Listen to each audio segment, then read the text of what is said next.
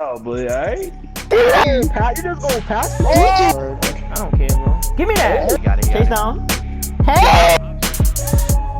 Oh, Dude, I say I'm annoying. that's. Oh, so good. Oh. Hey. Oh. You got 3 seconds. And one. Yo, So we are about a month into the season. About a month, a little less. But obviously, there's teams that are overperforming, underperforming. There's teams that are doing better than what they're supposed to be doing, and vice versa. So, I got the standings in front of me.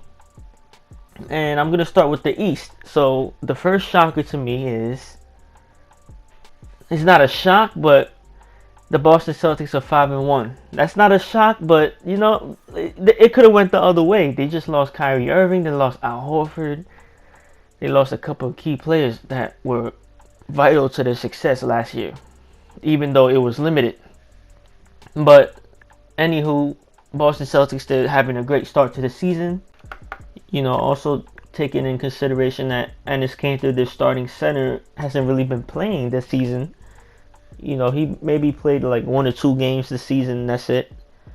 So you combine that with the fact that, they have a lesser point guard than Kyrie Irving. That's pretty impressive, man. That's pretty impressive. Charlotte Hornets, they are in the 6th seed. They're 4-3. Another team with a positive record. That's definitely shocking to me. I thought they were gonna have a worse start to the season. So the fact that they're positive and they're in the playoff picture for now, obviously I don't think this is gonna stay. But Brooklyn Nets are 3-4. They are in the 9th seed. They're out of the playoff picture right now. They're probably gonna get some wins in, but for now they're struggling a little bit. They just lost to Memphis. They lost teams that they should have beat. Minnesota, teams like that. I'm sure they're going to get it together, though. They're probably going to be one of those teams that end up making the playoffs, maybe 6 to 8 seed, but right now they're number 9, but again, it's just the first 7 games of the season. New York Knicks 1-6. I wouldn't say I'm shocked, but I thought they were going to be a little better than they were last year, and they're really not showing any signs of improvement, so hopefully that can change. Now, we are in the West. Let's start with the most obvious one, like a weird one, and that's Phoenix Suns being in the 3rd seed, starting the season 5-2. I honestly don't think that's gonna stay. I don't have them projected to be in the playoffs, but they're doing pretty good right now. They just beat the Clippers in like the first couple games of the season. Right now they're in the 3-game winning streak.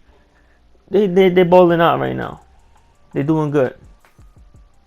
And also considering the fact that their best center is not even playing. DeAndre Ayton is suspended for 25 games. So that's pretty interesting right there. New Orleans Pelicans have started the season 1-6 in their last seed in their conference. I don't want to say this is a surprise to me, but obviously it's not.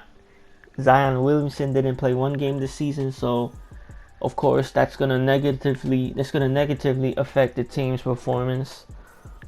But I still thought that the team surrounding him was gonna be good enough to win a couple games at least, not start out 1-6. So that's the surprise to me right there, because they got pieces like J.J. Redick, Brandon Ingram, Drew Holiday, Lonzo Ball, Jahlil Okafor is on the come up. Like, they got a couple of good pieces. I thought they were gonna win a couple games, but apparently not. And like I said in my other video, if the Pelicans don't, by the time Zion Williamson is going to come back like in 8 to 10 weeks, so that's like mid-December, by that time, if the Pelicans don't show that they're capable of doing damage and pursuing the playoffs, he might as well just sit out the whole season, because meniscus tears, any injury to the knee, that's some serious stuff right there. Especially with Zion Williamson in particular, he's having a lot of knee injuries as of late. So the Pelicans should definitely think about giving him as much rest as possible. Now, this is not a shocker to me either, but Golden State Warriors are 2-5. We all know why. They don't have Curry, he's injured. They don't have Clay, he's injured. KD just left, Boogie just left. So it's really up to D'Lo and Draymond Green to hold it down. Obviously, in the West, such a tough conference. Nothing's really gonna happen if you have a team with D'Lo and Draymond and a bunch of like rookies and sophomores that you never heard of. But it's just that the thing that we're so conditioned to seeing the Warriors being great. It's just weird to us right now. It's weird to not see Golden State Warriors being the top 5 or whatever in the conference. It's just weird to me right now. Obviously, it's not a shocker if you think about the reasons why they're playing like this, but again, they're 2-5, 12 seed, and I hate to say it, but it's probably going to stay like that. But on the good side, maybe they could have a lottery pick at the end. So these are just some quick surprises so far in the season. Obviously, the standings are not going to stay. It's literally just 7-8 games into the season.